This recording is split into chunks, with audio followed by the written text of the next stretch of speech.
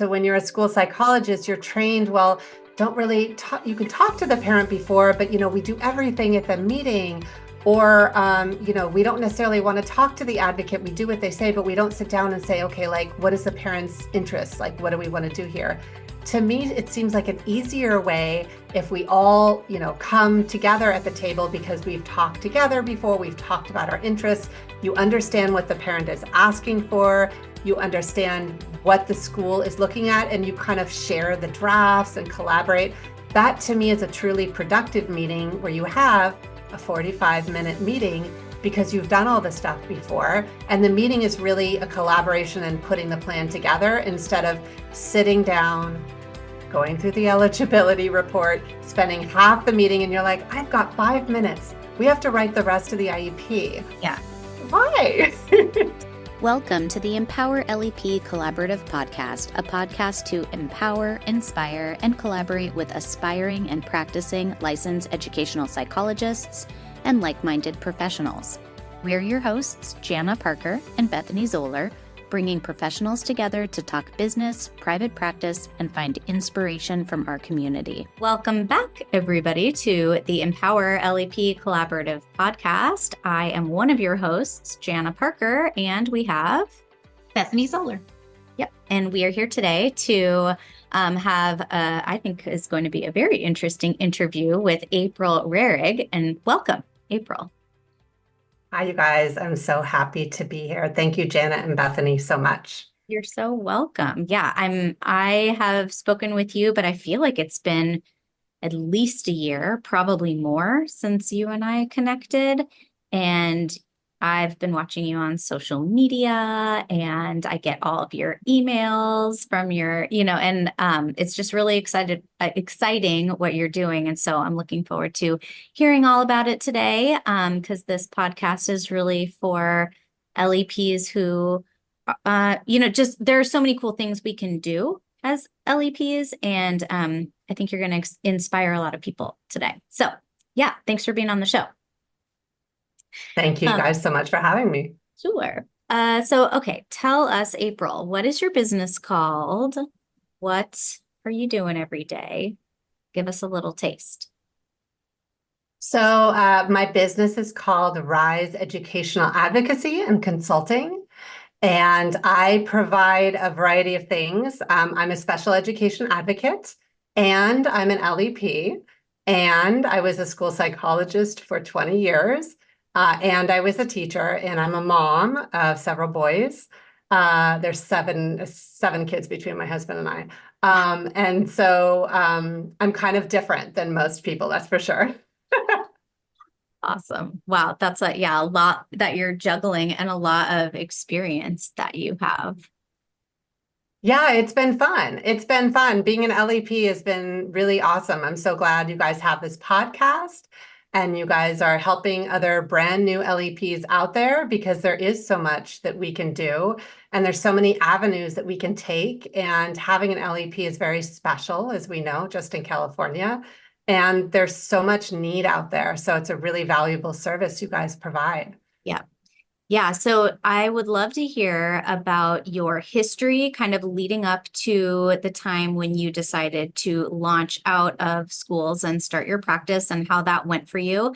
And then we'll kind of go into what your company, what kind of work you're doing now with Rise. So I worked in schools for many, many years. When I was a teenager, I started my special education journey, I guess you could call it. And I used to volunteer when I was 11 and 12 in special education schools, and I loved it, and I fell in love.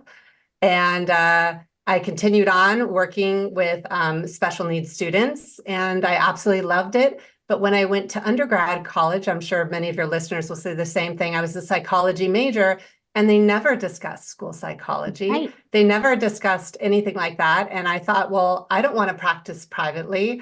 I loved working in schools, and I thought, well, I guess I'll just have to be a teacher then. So I continued my journey. I became a substitute teacher. I worked in, before after school care, the YMCA, became a sub, a paraeducator, and then I was a teacher. And my first couple years, I got a couple students, one in particular who I remember that was really struggling. And so just like every other brand new teacher who thinks they know what they're doing, I thought, well, the child is struggling and failing. They must need an IEP. So I referred them for testing and discovered the school psychologist in the closet, which is where most of us tend to work, in the closets and dungeons. And they came to the meeting and they said, April, the student definitely struggles, but he does not qualify for an IEP because he's gifted. And he doesn't need an IEP and you're not teaching him correctly. And that's why he's struggling. So I fell in love with school psychology and I discovered this is exactly what I always wanted to do, but I didn't know about the career option. So I became a school psychologist for about 20 years, and I interspersed school psychology with going back and forth between that and teaching. And I loved it. I absolutely loved it. But I found as a parent, being a parent of kids with IEPs, being a teacher and being a school psychologist, that there's so much limitation with what we have. And the way that we have meetings are unproductive, and the assessments that we're asked to write and doing such long and difficult, challenging assessments, and yet they toss ours to the side when it comes to eligibility. And I really felt like what was taught to me and what's actually done in practice is so far removed. And I knew there was a better way. And I've always felt very strongly about empowering families and kids at the table. And so I found myself taking on all these other roles during IEP meetings and enjoying the intervention meetings, wanting to do 504 plans, wanting to do different type of evaluations, but I felt really constricted with what we were asked to do. And I was told to stay in my lane. And I thought, well, how is that helpful? And so many of my friends, burned out and they were tired of this, and they still tell me every day, I want to do something different, April. Like, I really feel like there's so much more to our job. So I got my LEP, and just like many of your listeners, I thought, well, what can I do with this? How can I make things different? I loved doing evaluations, but now I want to do something different, and I want to bridge the gap between parents and schools. So I formulated Rise with the intent of being an advocate, but being an advocate that works across the aisle, being an advocate that works with everybody, and that is an IEP trainer to parents and schools, and really simplifies and streamlines the process, because that's what's going on, is that as we've done IEPs over the years, I'm sure your listeners will say the same thing, they become longer and longer and the reports are more complicated, and it doesn't need to be like that. And that we can change the way that teams work together to have more productive meetings. And ultimately, parents want that, kids want that, and that there's no reason why we need to make things more complicated. We're not helping the families. And there's an easier way to do things where we don't get as much burnout, and people like LEPs can really, really enjoy what they do best, which is work with kids and families. Yeah. When did you start your practice, April? I started my practice about 3 years ago. That's And amazing. yeah, it's incredible. And so tell us about how you do what you just described. So when I first got my LEP license, it was, I literally took my LEP exam 2 weeks before the shutdown for COVID. So I was really grateful that I passed when I did, because I'm sure all of your listeners trying to pass the LEP exam, it's really stressful. You're getting done. And I didn't know at the time, but I was really lucky, because for many, many months, people couldn't take the exam and couldn't get their license. So That was me. So here I had 3 times. Yep. exactly. So I passed the exam, and here I had this license, but everything had shut down. So I thought, okay, well, I was going to do an in-person practice. I guess I need to switch to virtual, like many of your listeners. So I switched to virtual, and my intent was to really teach families on how to run IEPs better, how to communicate, and really make the IEP process and experience more transparent. So I decided I have some time on my hands, right? Everything was shut down, including schools. And I thought, well, I'll just, need to figure this out. And I tried to find curriculum out there for strength-based IEPs. And I tried to find curriculum out there for how to write IEPs. And I'm sure your listeners will say the same thing. they don't teach us how to write an IEP. They teach us how to be compliant. We get told by attorneys what to write, but we don't get told how to do it. And we don't get told how to connect our reports with assessments and IEP development. So I thought, well, if it's not there, I'll just have to do it myself. So I crafted my curriculum, which basically goes into IEP process, how to develop an IEP, and really looks at the big picture of what do we have going on at the table? How can we make things better, from how to request testing, understanding reports, effectively advocating as a parent, and ultimately how to craft IEPs and 504s that are sensible and, really relatable. Yeah. And do people, so are you marketing to parents or to schools or both? I'm marketing to both. So my courses are available online and do it yourself. So they're basically, like a passive income, I guess you could say, that you do things yourself. And so I've had parents who've taken my course, and I've had many teachers and school psychologists and LEPs reach out and say, you know what, can I get some training too? Like, I really want to know how to do this better. Or I want to tell my families how to write a really powerful letter to request testing, right? We did an IE, but my parents don't know. How do I take this back to the school? Can I take your course? Can I refer someone else to take your course? So that's who I market to, is sort of everybody, which is different, which is unusual. And I don't know why it has to be like that. It really shouldn't be my way, your way, our lane, your lane. It should be that we're all doing this together. But our industry is still kind of like schools versus parents, right? Yeah. Private LEPs versus public school psychs. It shouldn't be like that. So it kind of feels this odd thing. But at the same time, to me, it feels so natural because we're in these meetings together. We might as well help each other out and make it easier. Right, right. And so so you have online courses, and do you also do meetings with parents, and do you also work as an advocate in meetings with parents and schools? Parents hire you for that kind of thing? I do. So I work as an advocate, and then also do group training and live trainings, and then have my courses, and then have my template store and stuff, so you can buy all my stuff and just use it right away. But when I work with families, most advocates you'll find they get hired, and this happened to me a lot as an advocate, as someone calls you and they're like, I have a meeting next week. You need to come help me. I have an MDR, or my child's being expelled. And there are a lot of advocates out there who work like that. But I felt like, with my background as a school psychologist, we're trained to kind of look through the records and meet with the families, right? To do a whole big picture. And so I thought, well, that's not the way that I was trained to work. And so when I take on a client, we do a record review, we look through all the records, and then we sit down and create an action plan. And then from there, we develop, okay, how are we going to implement this? And then I combine my courses with my training. So I do IEP training with advocacy.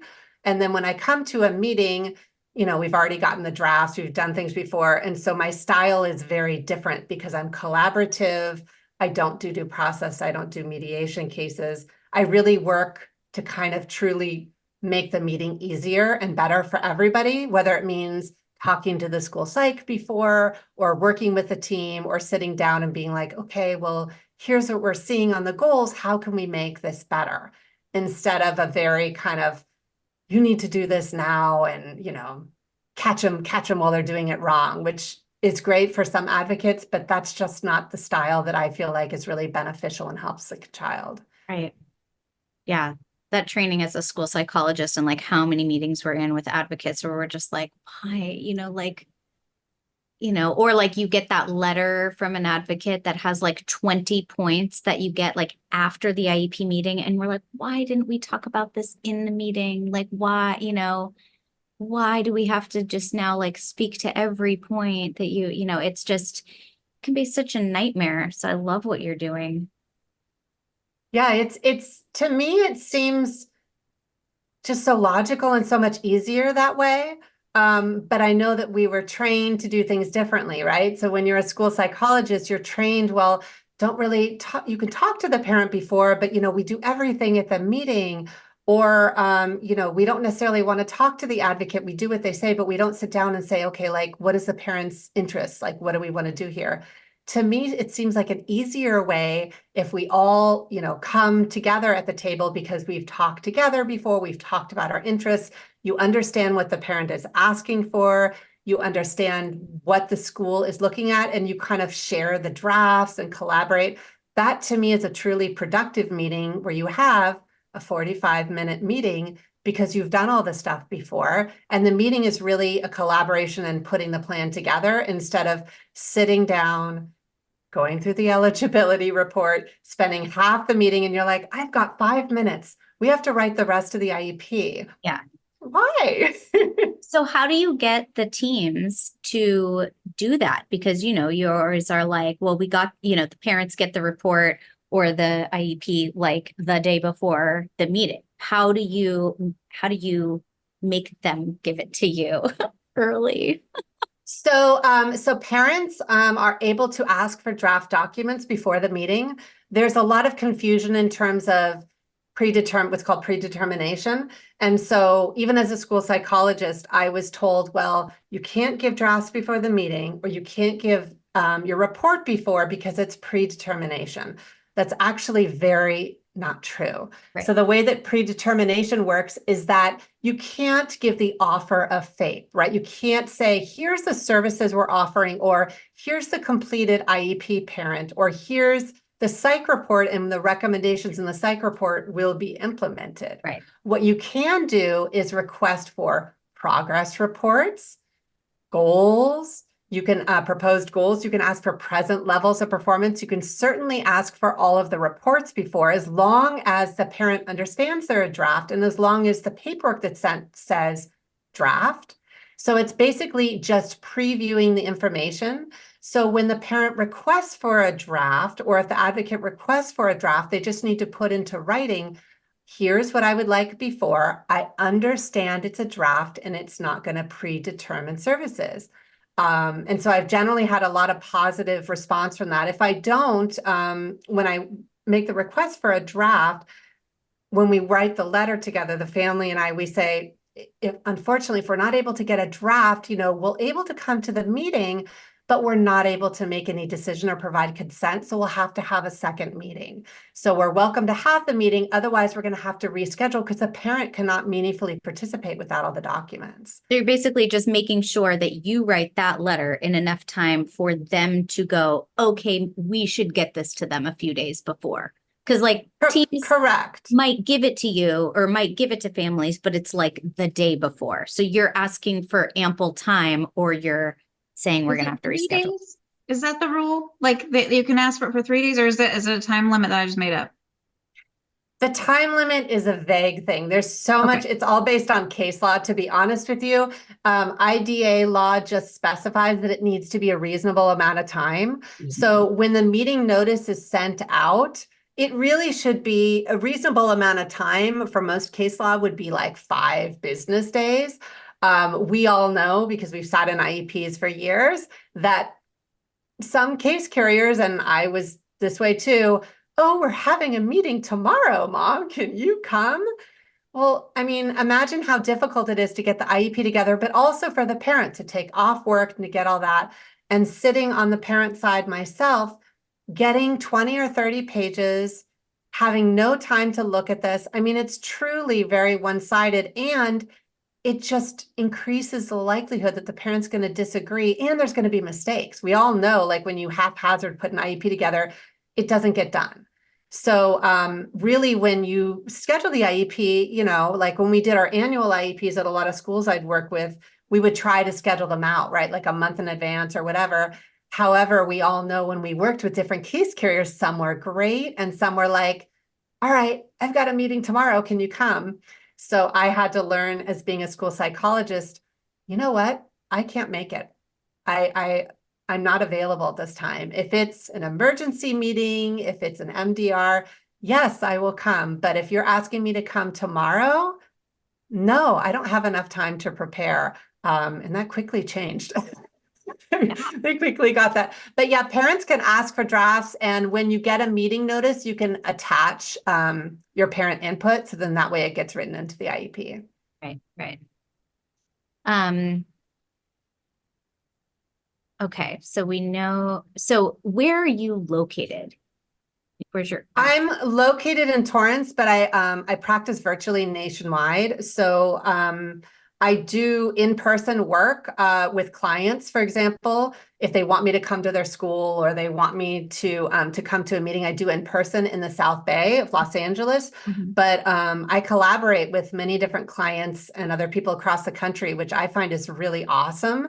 And if you think about your job as an LEP, other than giving IEEs, for example, with collaboration and consultation, like you can do it pretty much virtually from anywhere, which is just so amazing to me. You know, it's just, there's such a need for so many of our services across the country.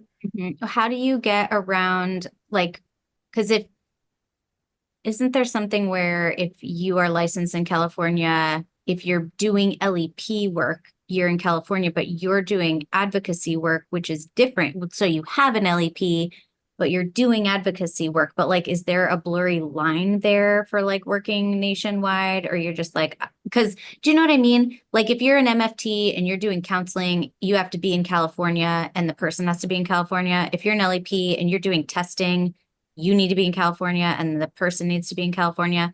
But if you have an LEP, but you're doing advocacy, that does seem different. Is that? It's different. And I don't do IEEs. I don't do school counseling. And I don't do, so I do consultation. Right. And so to be a consultant, you do not have to have a license. Right. To be an advocate, you do not have to have a license. There is no regulation out there for being an advocate. Now, I have my board certification and I went through various programs, but if you want to be an advocate, you don't have to have any background. Right. So being an LEP, you can do other aspects of your job in other states, but you can't practice as an LEP, for example, outside of California and say, I'm doing IEEs in another state without that license. You're exactly true. And you guys already know this, but as an LEP, they don't have LEPs in other states. Right. So it is kind of murky water. I wish there was more of an ability to have an LEP and go in other states using the LEP, but it's this kind of interesting, strange kind of differentiation that we have, which is beneficial and sometimes a limitation. Yeah. You know, and I wonder, like, as you kind of figure out how things do or don't work, one of the things I've been thinking about is, well, in other states, maybe just no one has advocated for this yet. And so it doesn't exist there, you know, like that's what I'm thinking. Licensures that you can get in other states, but you can't be a private practice owner. Like you can do testing outside under another one. And then I think Massachusetts has some sort of LEP. I think it's Massachusetts, but yeah, we should find some Massachusetts folks. Well, April, I love that you're just like, it's like you're using your skill set that you've developed from several different aspects of your life, including LEP, but you're bringing that to something a little bit different. And that's amazing. And the fact that you can work nationwide and you can, yeah. Yeah, it is kind of different. And that's the nice thing is when I became the LEP, it was just sort of the right place at the right time, even though it was COVID and it was a terrible time. At the same time, I thought, well, I can't do in-person work, right? And there was other LEPs I knew too. And they were like, okay, well, we're going to have to test virtually. So it sort of opened the door to this other aspect of our career versus before COVID.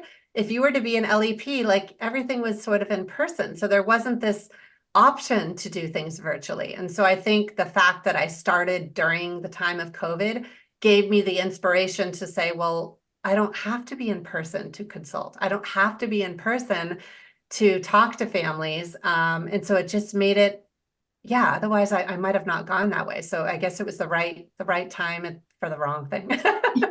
Have you found that when you work with families in different states, are you learning that there are a lot of differences with how other states do things versus California. Is there anything interesting that you've learned that is worth sharing?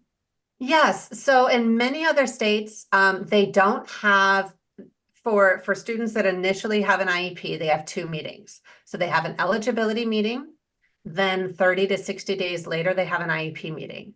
So what I find is very fascinating and kind of troublesome is that we'll go to the eligibility meeting and the school psychologist will be there and say, here's the results.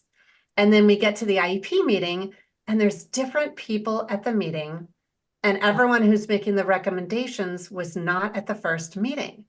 And so to me, I'm like, this seems really kind of counterproductive. And then you're having two sets of meetings with two sets of documents. I find that really difficult and I don't really understand. I understand there's two different parts to the IEP. There's always an eligibility portion and then you give the offer.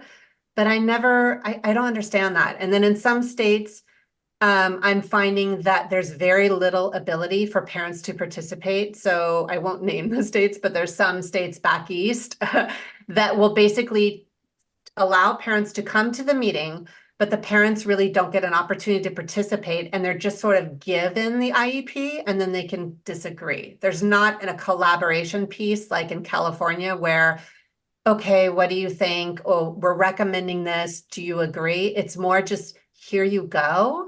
And you can take it or leave it. Weird. What I'm still stuck on, how do you say a student needs services and is eligible and then wait 30 or 60 days to even propose what's going to go into place? Yeah, I find that very fascinating. I find it troublesome in the fact that the parent is like, okay, I did qualify or I didn't. So if I didn't qualify, well, what do I do now?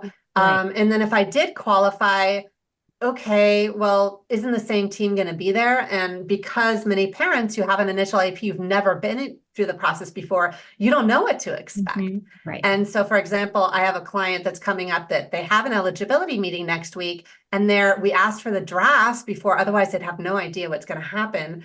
And so we understand the student's going to qualify, but she's like, what are they going to offer? I have to wait like 30. She's just so worried because she has no idea. And so she has to wait a whole other 30 days. And so some states it is 120 days from the signing of the assessment plan to the IEP. And so it's basically a half a year that they have to wait, which is really hard. That's terrible. It doesn't Oh my even make gosh. sense.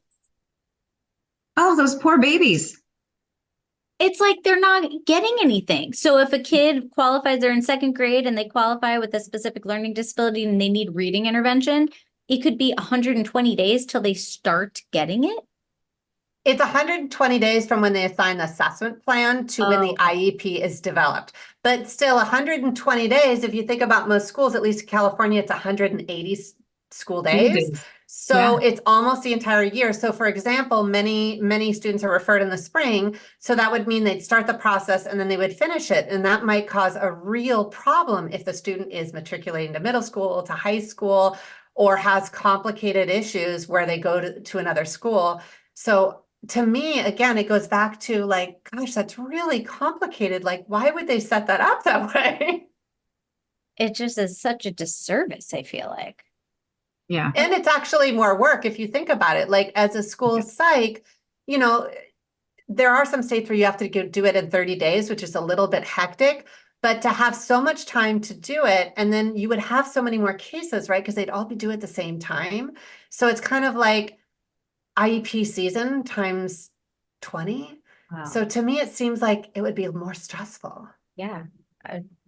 It seems like it's like a third world country. It's like, what are So those that's what I things? find kind of interesting when you asked about that. It's like when I go to these other states and I look at the eligibility rules, most of them are sort of similar, you know, this and that. But then I see those timelines and I'm like, wow, I'm like, okay. I'm like, I guess everyone else is okay with that. But I'm like, this feels really odd to me. Ah, wow. Okay. So inefficient. Yeah. Yeah. Okay. All right. Well, okay. Let me ask you this. How do you market? How do you find your clients? That's a great question. So, as an advocate, I find it really fascinating because when I was a school psych and you're working in schools, you don't have to market at all. Your business just comes to you. Everything just comes and you're inundated, right? And you're trying to control the flow of like how many referrals you get. But as an LEP, you have to go out there and market yourself. And so there's a lot of upfront marketing that you need to do. And you have to do a lot of social media savvy to get out there and say, I'm here. Here's what I have to offer. So there's a lot of marketing, there's a lot of social media you have to do involved. And then you have to do, right, organic sort of marketing where people find you and they give you a positive review and then they tell their friend. Mhm. And for my friends that are LEPs that do IEEs, they find that when they get into a school district and then they do one, then another school district will hear about them. And so then that's sort of how they get onto those lists. Yeah. So it's sort of a organic combined with a marketing. But it is a really different approach from schools where the business just comes to you and you don't have to do anything. Yeah. In the private sector, you have to do everything to get out there and showcase who you are. Yeah. And a lot of people, are kind of staying within California, but even staying within California, it's like, are you trying to have something that's like a brick and mortar? Or are you trying to, contract into places, right? So that you would have to market maybe with your community or at schools. But what you're doing is like beyond, and you are like so active on social media and you must have had, I mean, I'm assuming that you have some people kind of helping you like learn how to do it, but what was your comfort level with starting to do all of that stuff to market your business? And how did you like were you immediately comfortable or how did you get comfortable? And, what's the guidance that your marketing support, if you have some, are giving you in terms of like TikTok or Instagram or Facebook, those kinds of things to get in front of your audience? So I didn't have any experience with it before. I mean, I've been doing this a long time, so I've been around the hill. So, I mean, I used Instagram and I used Facebook. I don't do TikTok. I'm not going to go down that route. But I found myself kind of overwhelmed with the process in the beginning. And I thought, well, can I just set up my website? Won't people just come to me? And I soon discovered, I'm like, oh, I set up my website. Like, how come I'm not getting calls? And then everyone's like, well, that's just the start, April. Like, that's not how it works. Like, you set up your website, people don't come to you. You have to go find the people. And so that was new for me. And so I had to go out and write a team of different people. And I found that challenging in itself. A lot of people I work with are overseas. I found that there's a lot of amazing people overseas who are savvy. There isn't really a time constraint, right? If you're doing social media, so you don't have to do it in person. It's more cost effective, but there's amazing people all over the world that do this all the time virtually. So that would be the one tip that I would give to your new LEPs is that you can hire people. They don't have to be in the States. They don't have to be local. And you can get an amazing group of people to work with you that are not nearby. And it's okay if they're on a different time zone, as long as you have time to be able to collaborate with them. Yeah. Yeah. Yeah. What have you found has been like, are you keeping some data on like what's getting you the most traction? Like, is it your reels or is it your newsletter? Is it like, just kind of because I think there are people who, like for me, I try to just be relevant on social media, but I'm not trying to like make like a huge audience for my brick and mortar because that's like community based, right? But for Empower LEP, I'm like, trying to get at least up and down California into people's phones, and so it's like a different thing. And that's kind of how this like podcast came about. Like, how do we get it out to people who want to hear and want to know? And so, yeah, where have you felt like you've seen the most traction with your efforts? On social media, reels get a lot videos. Everyone loves videos, right? And if you think about it, I mean, what's successful, right? Kids gaming, we're on Netflix all the time, YouTube, all those kind of things. So reels are like what I call a short form. So you can get a lot of results quickly. Long form is YouTube. And eventually I will get into YouTube, but I have so many things that are going right now, and I really want to work on more with my clients, so I haven't ventured there. But in terms of marketing, getting the biggest gain, definitely Reels. I have Facebook. I use Facebook. To be honest with you, I don't get a lot of traction with it. I feel like parents are on Instagram. There's a lot of families and providers and therapists and LEPs on Instagram.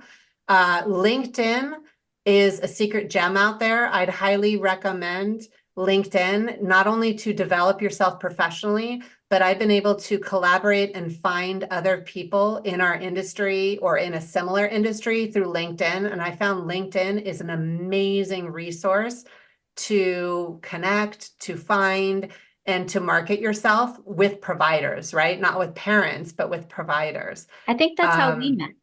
That's how you and I connected. I think so too. Because I originally met Jenny Ponzurek when I took her course. She used to offer a course to become an LEP. So I thank her still to this day for helping me pass the exam, because you study for the exam, you're so worried. But that's how I met her originally. And so I think I met her through LinkedIn too. And it's just an amazing resource. Yeah, I don't know that I take advantage of that enough. I don't, it's like it's like a black hole when I go on LinkedIn. I'm like, I'm not sure what to do here.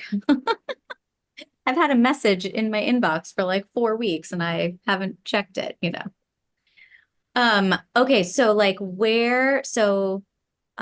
what are your next steps? What are the things that you have in the works?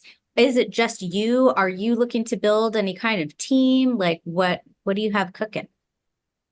I'm not looking to build another team. I have friends who've tried to team up, but I really feel like I don't want to get, I want to get more of a presence out there, and I want to have families take more of an active engagement, but I don't necessarily want to bring on others, because then it's like when you're a school psych, for example, when I team up with other school psychs, it was great for us to work together, but when you had a third person, you're like, ugh, I got to train them. It's almost like when you're mentoring and you have interns. Yeah. So I don't plan on hiring others. However, what's in the works is that I've been teaming up with LEPs, and I've been definitely trying to get out there with educational therapists and other providers who have clients who are saying, I need to get an IEP, or Right. I have an IEE. How do I take this back? So I am looking to network and to collaborate with LEPs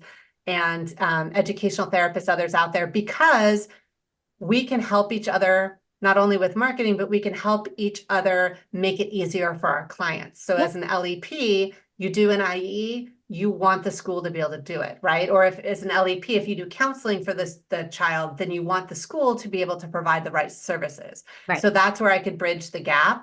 In terms of my next steps for Rise and what we're doing, we are setting up a store and we're going to be selling our templates online. And the store will be a place that school psychs, LEPs, if they want to come, parents can come and they can get what they need quickly and easily, and they're printable and they're fillable. And so that's our next steps, because I really feel like there's so many parents out there that need help navigating, and they just need the right tools. And to me, there's also school psychs out there too, who are like, how do I, put this in a report? Like, how do I say this? And like, what do I write? And so I feel like for us at Rise, that's the next step of where we're going, is to be able to offer things easily and quickly so people can get what they need and not have to spend hours and hours on Google. Yeah. Are you going to have maybe like a way for, like if I have parents like on my website, on my resource page, can it link to your site for them to like purchase things? You know what I mean? I mean, I guess I could put it there. Like an affiliation, you mean? Yeah, like that. Yeah, I have an affiliation program too. So I have a few different agencies and a couple educational therapists. I haven't had LEPs, but I'm looking for them. If they want to sign up and be an affiliate on mine, you get a spot on my website on the resource page, and then you get a discount. But the biggest issue is the parents love it because you get a 10% discount on all our products. And then we do joint social media promotion. So yes, so I have an affiliation program, and I do have affiliations with 3 different agencies right now. And people like it. Parents love it. Parents like discounts. And then the agencies like it too, because they're like, let's do a blog together. Let's do a webinar together. And I find that's really like amazing because there's no shortage of clients out there. That's not the issue. It's just letting the clients know we're here. Right. That's where we can work together. Right. And like if I'm doing an assessment for a family who needs advocacy, I am not going to do that. Like I refer to other people, or I want the families to learn more about the process more than just the 1 hour that they get to spend with me in a consultation or in a feedback session. I want them to learn more. So I would love to have a place for them to go. So and that's the whole name of the game. It's funny because when I started in the private practice, again, it was like I was used to being a school psych. And so as a school psych, you're told stay in your lane. Mm-hmm. But then I found, well, when I was a school psych and I teamed up with others, we loved it because we would sit down and say like, okay, you help me with this. I'll do this eval. I'll sit in your meeting. What do you think about this? And so I find the collaboration across platforms is more beneficial. So as an LEP, you can give better and more effective service to your clients. And as an advocate, I can provide clients with services for LEP. So for me, it's not a competition. It's actually a benefit and a win-win when you work with other professionals. Yeah, I couldn't agree more. From listening to how you present or how you view the IEP process, it really matches up with like alternative dispute resolution, that side of things. And I'm like, man, we need to have you teaching the SELPAs and because that's really the problem, right? I have been psych and I've been mom at an IEP meeting before. And it was just amazing. My IEP for my daughter, and it was just speech, not a big deal. They knew I was a school psychologist and they came in with an entire panel of administrators to meet me. And I was like, but that's the feel that it's like you versus them. And I've been in IEPs before where I like leaned over to the administrator and I was like, can we just give them some choices? And they're like, no, we make our offer. And I'm like, well, but like, that's like, the go-to strategy when we're working on behavior and things like that is that we give people choices. Why can't we have more than one option for this family? And they know their kid better than I know their kid. So I just think that everything that you're saying, April, needs to be told not only to the parent side, but man, do our districts need that training and support? So exactly. And that's one of the things I'm trying to look to do is not necessarily ADR, but the concept of ADR and mediation, it's negotiation. And right. when you think about the IEP process, I'm doing a talk on it tomorrow. It is about negotiation. And teams, when you think about the business world, right? When they have a team meeting, people are talking, they're sharing the documents before. It is truly a team approach. But for some reason with IEPs, we're taught, because litigation and case law kind of goes first, we're taught hold back. We're taught don't collaborate, stay in our zone. And because of that, it causes this kind of rift. And 90% of all due process and mediation cases are all because there's a communication issue. So if we can bridge that communication gap, and it doesn't mean that we have to agree, but that people know how and when to communicate from the start, it will make things easier. They're faster meetings, and ultimately the kids will get services quicker. So to me, it's like an easier way to meet. But as an LEP and your listeners, it's like we have to be the ones that are changing. We have to be the ones that are going to sit in the next meeting and say, you know what? Let's do this differently. What do you think? how can we work together? And if we start that at our IEPs, then it's going to get the ball rolling for the bigger picture to start happening. I want to be a fly on the wall in one of your IEP meetings. Mm-hmm. April, tell me, as we wrap up here today, it's such an interesting conversation. Tell me if there's one thing that you would tell yourself a couple of years ago before you launched. Do you have any guidance or advice or words of encouragement or something that you would tell yourself looking back at who you were before you launched? If there were one thing I would tell myself is that go with your gut. And if you feel like you're ready to move forward to be an LEP, or if you feel like you're ready to move on, it's never going to be the right time. This is the time. So it's just like if you're, married and you're thinking about having a baby, it's like, oh, this isn't the right time. Oh, it's not going to happen. That's not how parenting works. It usually just sort of happens. So for years and years, I wanted to be an LEP. For years and years, I sat in the meetings and I was like, I want to do something differently, but for a variety of reasons, whether it was I couldn't afford it, or I was raising my 3 kids, or I couldn't do stuff on my own, I was like, no, it's not time yet. If I were to go back, I would have done this so long ago. And now that I've done it, I'm like, I could do it. I did do it. But it's a matter of trusting yourself and saying, you know what? I'm going to take that leap of faith. And then when you open the door, you're like, man, I'm so glad I did it. Yeah. So I would definitely tell myself that if I could go back and say, I should have started this a long time ago.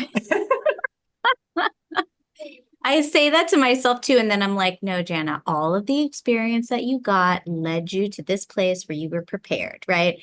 But I look at it as a benefit, but I also wish I had so much more life so that I could do so much more, if it were limited with how much time we have, so yeah, well, you're truly inspirational, and this has been just so amazing talking with you. So thank you so much for coming on and sharing your story with us. You're welcome, you guys. This has been awesome. Well, thank you everybody for listening to another episode of the Empower LEP Collaborative podcast, and we will talk to you soon. Thank you for listening to the Empower LEP Collaborative podcast. Episodes can be found at empowerlepcollaborative.com. If you liked what you heard, please leave us a 5-star rating and review on your favorite podcast player. If you'd like to be a guest on our show, or if you have any questions for us, don't hesitate to connect. We would love to learn more. Jana can be found at jana@empowerlep.com, and Bethany can be reached at bethany@lepcollaborative.com.